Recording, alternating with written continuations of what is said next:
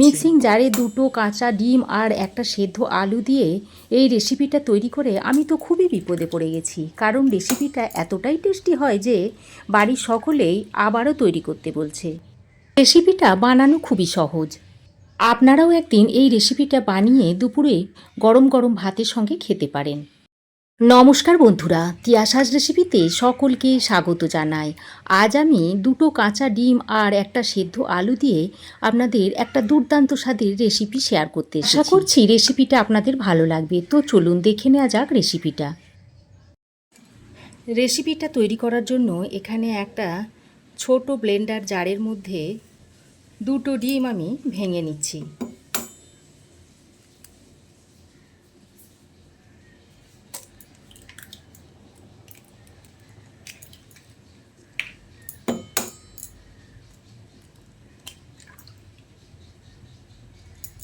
এবার আমি এর মধ্যে একটা মিডিয়াম সাইজের সেদ্ধ আলু দিয়ে দিচ্ছি। তারপর এর একটা স্মুথ ব্যাটার তৈরি করে নেব। দেখুন, এই রকম একটা স্মুথ ব্যাটার আমি তৈরি করে নিয়েছি। এবার আমি এটাকে একটা বড় বাটির মধ্যে ঢেলে নিচ্ছি।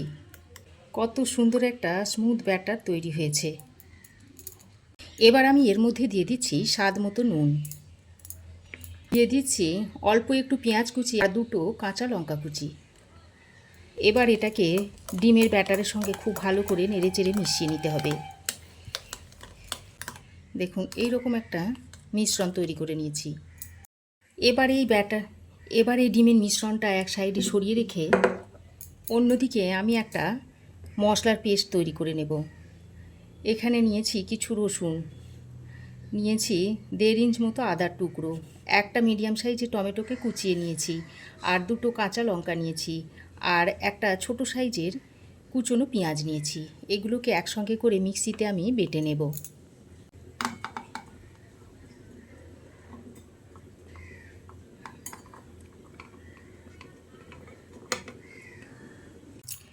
এরকম একটা মশলার পেস্ট তৈরি করে নিয়েছি। এখন আমি একটা কড়াই গরম করে নিয়েছি। তারপর এর মধ্যে দিয়ে দিচ্ছি 1 চামচ মতো সর্ষের তেল। তেলটা দিয়ে কড়াইয়ের মধ্যে স্প্রেড করে নিচ্ছি। এবার আমি যে ডিমের ব্যাটারটা তৈরি করে রেখেছিলাম সেটা এর মধ্যে দিয়ে দিচ্ছি। আমি একবারে ডিমের ব্যাটারটা দিয়ে দিচ্ছি, আপনারা চাইলে দুবারে করে নিতে পারেন। ডিমের ব্যাটারটা দিয়ে আমি একটা অমলেট তৈরি করে নেব। এইভাবে ছড়িয়ে দিচ্ছি।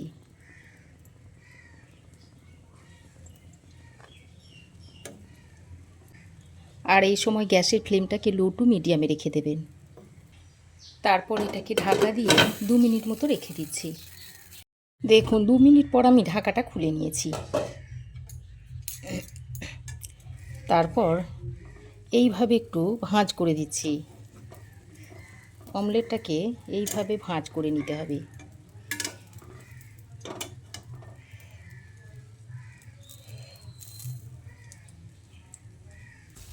এইভাবে একটু ভাঁজ করে নিতে হবে। এবার আমি অমলেটটাকে 4টে টুকরো করে নিচ্ছি।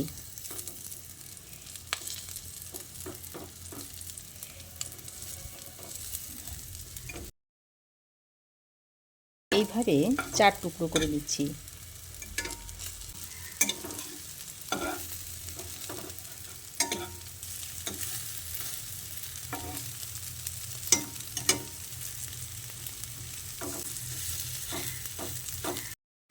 দেখুন, অমলেটগুলো ভেজে আমি 4টে টুকরো করে নিয়েছি।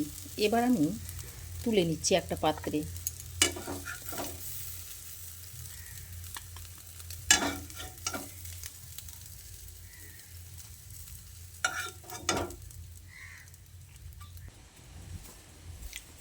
অমলেট ভেজে তুলে নেওয়ার পর ওই পাত্রে দিয়ে দিচ্ছি আরও 2 চামচ সর্ষের তেল।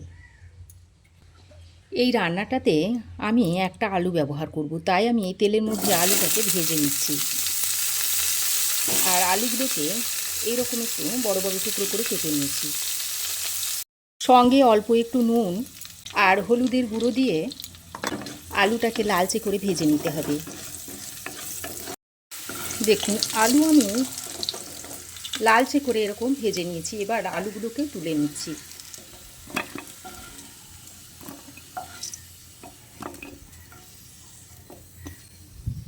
দেখুন ঠিক এরকম লালচে করে আলুগুলোকে ভেজে নিতে হবে। ফ্রাইয়ের মধ্যে যে বাকি তেলটুকু রয়েছে তার মধ্যে আমি দিয়ে দিচ্ছি হাফ চামচ মতো গোটা জিরে, আর দিয়ে দিচ্ছি একটা ছোট সাইজের কুচনো পেঁয়াজ। এবার পেঁয়াজটাকে একটু বাদামি করে ভেজে নেব। দেখুন পেঁয়াজ আমি এরকম হালকা বাদামি করে ভেজে নিয়েছি। এবার আমি আদা, টমেটো, কাঁচা লঙ্কার যে পেস্টটা তৈরি করে রেখেছিলাম সেটা এর মধ্যে দিয়ে দিচ্ছি। মশলার পেস্টটা দেওয়া হয়ে গেলে এবার এর মধ্যে দিয়ে দিচ্ছি হাফ চামচ মতো হলুদ গুঁড়ো, 1 চামচ দিয়ে দিচ্ছি ধনে গুঁড়ো, 1 চামচ দিয়ে দিচ্ছি জিরে গুঁড়ো, আর কাশ্মীরি লঙ্কার গুঁড়ো দিয়ে দিচ্ছি হাফ চামচ। তারপর যে মিক্সিতে মশলাটা তৈরি করে নিয়েছিলাম তার মধ্যে অল্প জল দিয়ে মশলার মধ্যে দিয়ে মশলাটাকে 4-5 মিনিট সময় ধরে ভালো করে কষিয়ে নিতে হবে। 4-5 মিনিট সময় ধরে মশলা আমি খুব ভালোভাবে কষিয়ে নিয়েছি, আর মশলা থেকে দেখুন তেল ছাড়তে শুরু করে দিয়েছে। এবার আমি যে আলুগুলো ভেজে রেখেছিলাম সেগুলো এর মধ্যে দিয়ে দিচ্ছি, সঙ্গে স্বাদ মতো নুনটাও দিয়ে দিচ্ছি। তারপর আলু আর নুনটা দিয়ে মশলার সঙ্গে খুব ভালো করে আরও 2-3 মিনিট সময় ধরে ভালো করে কষিয়ে নেব। বন্ধুরা এইভাবে তৈরি করে আপনারা লাঞ্চে কিংবা ডিনারেও খেতে পারেন। দেখুন আলুটা দিয়ে মশলার সঙ্গে খুব ভালো করে নেড়ে চেড়ে বেশ খানিকক্ষণ সময় ধরে কষিয়ে নিয়েছি। এবার আমি এর মধ্যে 1 কাপ মতো জল দিয়ে দিচ্ছি। আমি এখানে গরম জল দিয়ে দিচ্ছি। যে কোনো রান্নাতে যদি গরম জল ব্যবহার করা হয় তাহলে রান্নার স্বাদ ও গন্ধ দুই কিন্তু ভালো হয়। গরম জলটা দিয়ে ভালো করে নেড়ে চেড়ে মিশিয়ে নিয়েছি। তারপর একটা ঢাকনা লাগিয়ে 5 থেকে 6 মিনিট মতো রান্না করে নেব। দেখুন 5-6 মিনিট পর আমি ঢাকাটা খুলে নিয়েছি। আলু দেখুন খুব ভালোভাবে সেদ্ধ হয়ে গেছে। এবার যে ডিমের অমলেটগুলো তৈরি করে রেখেছিলাম সেগুলো এর মধ্যে দিয়ে দিচ্ছি। বন্ধুরা আজকের রেসিপি যদি আপনাদের ভালো লাগে তো অবশ্যই একটা লাইক করবেন, আর আপনাদের একটা লাইক আমার পরবর্তী ভিডিও বানানোর অনুপ্রেরণা যোগায়। এবার উপর থেকে একটু গরম মশলার গুঁড়ো এভাবে ছড়িয়ে দিচ্ছি।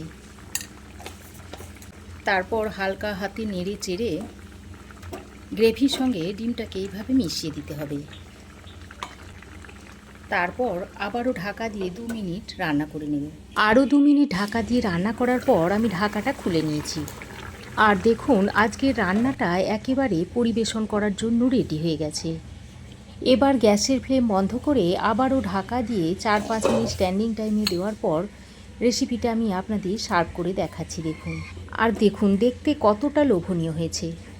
ঘরে যখন সবজিপাতি না থাকে একটা যদি সেদ্ধ আলু আর ডিম থাকে তাহলে এইভাবে আপনারা অনায়াসেই রেসিপিটা তৈরি করে খেতে পারেন, আর এটা লাঞ্চ বা ডিনারে যে কোনো সময় তৈরি করে খেতে পারেন।